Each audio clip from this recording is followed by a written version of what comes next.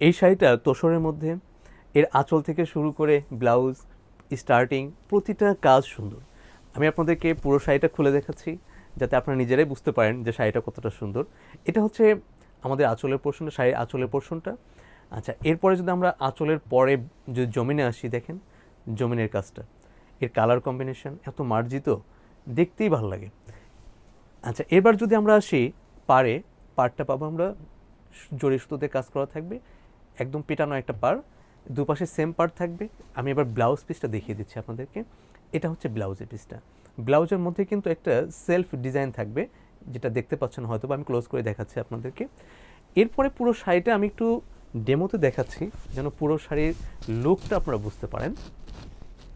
এটা হচ্ছে all over লুকটা থাকবে এমন। শাড়িটার প্রাইসও কিন্তু খুব সুন্দর, মাত্র ৩,৪৫০। ধন্যবাদ সবাইকে অহনা টেক্সটাইলের সাথে থাকার জন্য।